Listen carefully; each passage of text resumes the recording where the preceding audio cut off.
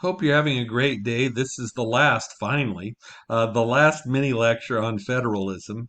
In the last mini lecture, I contrasted the two conservative reactions of Richard Nixon and Ronald Reagan to the Great Society. Nixon merely wanted to reform federalism. He was a manager. He wanted to make it more efficient. He wanted to reduce the complexity of intergovernmental relations, and he stressed maximum flexibility in grants. And as a result, maybe 35%, maybe even up to 40% of all grant money had a lot of flexibility in it. Ronald Reagan, on the other hand, yes, like Nixon, he wanted to return programs to state and local control, but he tried to offload some of the costs. And many, and I believe this is true, led to large scale unfunded mandates. To me, though, Reagan did not cut the size of government to nearly the degree that your textbook makes it seem. Reagan's cuts, and it does mention there were cuts during the Reagan years, was actually only about 4% in his first term. And actually, grant money increased double digits in Reagan's second term. So I would take issue with your textbook. To me, the biggest and most important change in federalism during the Reagan years was the fact that um, there was an emphasis on categorical grants during that era. You should know that in the last 30 years, there's been a significant increase in grant money. Now it's nearly 800 billion a year. That presidents, both Democrats and Republicans, have uh, come through with innovations. Welfare reform under Clinton, that could have been something that occurred under Nixon. No Child Left Behind, or the expansion in the prescription drug in Medicaid under George W. Bush. Those things could have occurred during Lyndon Johnson's Great Society, the Affordable Care Act, obviously, under Obama. So Clinton's program, welfare reform, could have been a Nixon program. There you have a Democrat, Republican, and it could have been either one of their programs. No Child Left Behind, and certainly the expansion of Medicare and Medicaid under George W. Bush. There was an expansion of Great Society programs by a Republican under George W. Bush.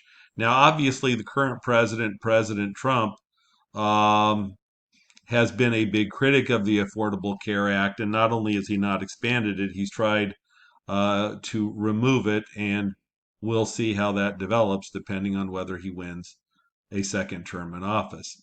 But to me, the one that you should really put some stars next to, at least in terms of federalism since Reagan, is the return of the 10th Amendment. You should know what happened in the 1995 case of U.S. versus Lopez. For the first time in almost 60 years, the Supreme Court limited Congress's use of the Commerce Clause, Article 1, Section 8. First time since 1937. So to me, I was shocked, I was surprised, didn't think it would happen. 10th Amendment isn't used very often in court, but it has a chance. And as the court has grown more conservative in recent years, and especially, I would argue, if Donald Trump is reelected and he nominates a couple more justices, I think you'll see the 10th Amendment used more and more.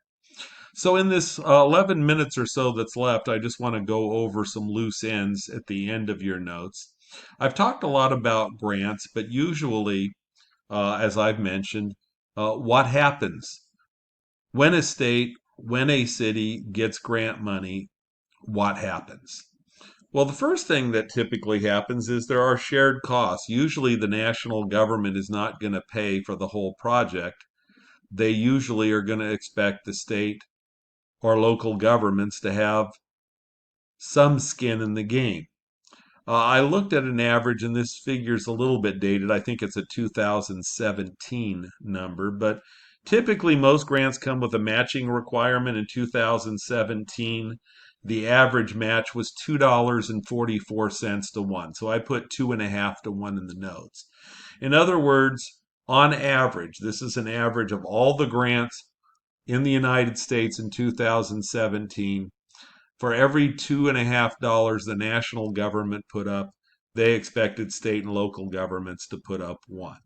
So if you're going to get a grant, you've got to come up with some money. Second, there are usually strings attached. I called these federal guidelines.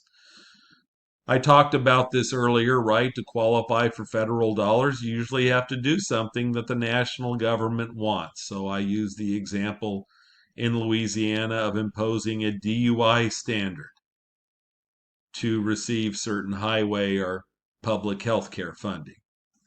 The third, I just listed shared administration.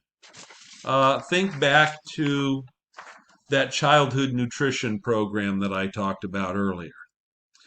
That administration was shared by the U.S. Department of Agriculture and local school districts. So the overall rules and objectives came from the national government, but the local school districts administered that program on a day-to-day basis. So shared costs, yeah. National government is usually paying most of the project, but not all of it. Usually, in order to get government money, you have to obey certain federal rules that I call federal guidelines. And usually, those grant programs are administered by both the national government and the states. The last one that I have mentioned in your notes is interstate relations. If you want to write a note in the margin, this is Article 4 of the Constitution. The most important and one that you should know for exam purposes is full faith and credit. So here states must accept the public records and acts of other states as valid. So let me give you a couple of examples from my own life. I told you last summer, not in 2020, but in 2019, I went on an 18-state, 6,400-mile road trip. And as I drove through each state, I didn't have to stop. I didn't have to get a license, right? So I went from California to Arizona, then to New Mexico, to Texas, to Oklahoma, to Arkansas, to Tennessee, to Kentucky, etc. Then I started coming back Indiana, Illinois, Wisconsin, Minnesota, and I started heading west. But imagine what would have happened if Article 4 of the Constitution did not exist. What if I had to stop and take a driver's license test at every state border? Imagine how jammed up the state border would be. Or imagine if states did not recognize each other's marriage licenses. So, for example, let's say that after retirement, my wife and I moved, I don't know, let's say to Nevada. And let's say Nevada said, we don't recognize California marriages. You're not married in this state. Or even worse, let's say that one of you have been married and perhaps divorced, and you moved into another state, and that state said, we don't recognize California's divorce decree. You're still married to that individual. Imagine what that might mean. So certainly, full faith and credit is very, very important in a whole variety of ways.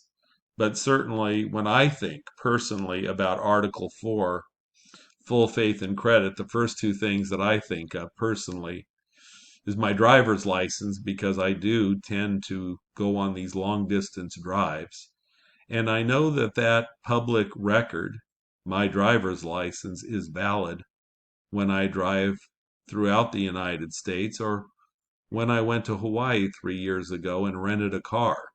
I knew that my California driver's license was a public record that I could use to rent a car and drive around the state of Hawaii. So, all right, full faith and credit, States must recognize the public records and acts of other states. The second is interstate privileges and immunities, where states cannot impose unreasonable residency requirements.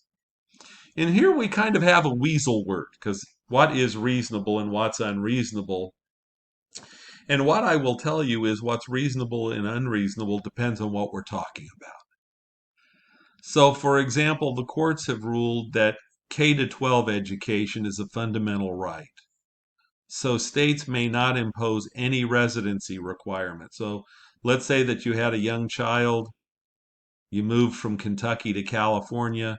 California could not say, you just moved here from Kentucky, you have to wait a year to enroll that child. The courts would say, no, that's unreasonable. That child has direct access, assuming they have their shot records, and you can prove that you've moved here.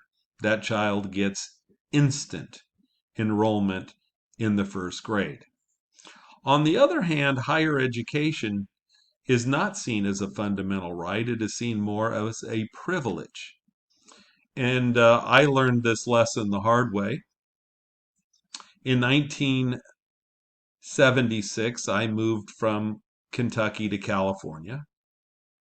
I wanted to enroll in the local community college, which was Modesto Junior College. At the time, the cost was $2, a $2 health fee to go to school.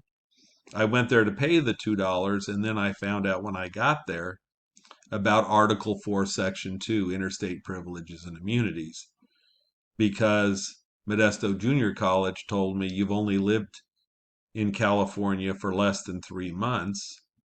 We're going to impose out-of-state tuition, which was several $100s. I could not afford several $100s at the time. So instead of enrolling in college in the fall of 1976, I went and worked at an egg processing plant. And then the following fall, I went and enrolled at the community college. So when I say that this stuff is about our lives, interstate relations in Article 4 impacted my life, right?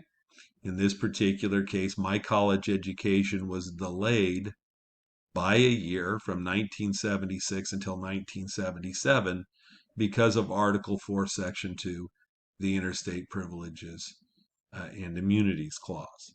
Obviously, my life has been impacted in a positive way in terms of when I've gone on these long distance drives, or when my wife and I have traveled throughout the country.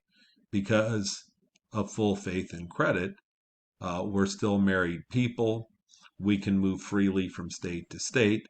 So interstate relations, Article 4 has impacted me primarily positively, but in the case of my college education, this provision did delay my college education for a year.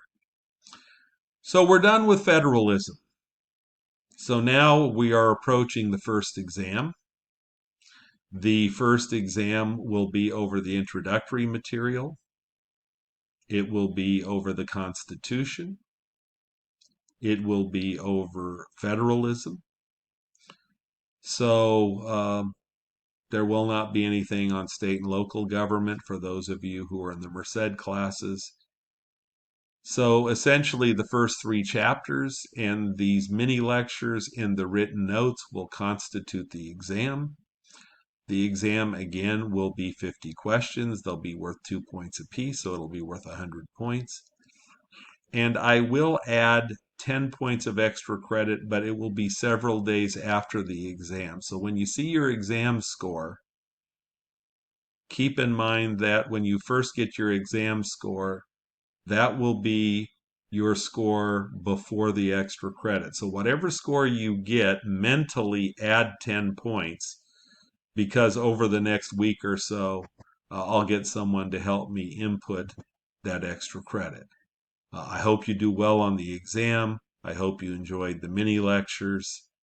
Take care. Have a wonderful, wonderful day. In the next section of the course, we will begin with the U.S. Supreme Court, and I think you're going to really enjoy the next section. Take care, my friends. See you soon. Bye bye.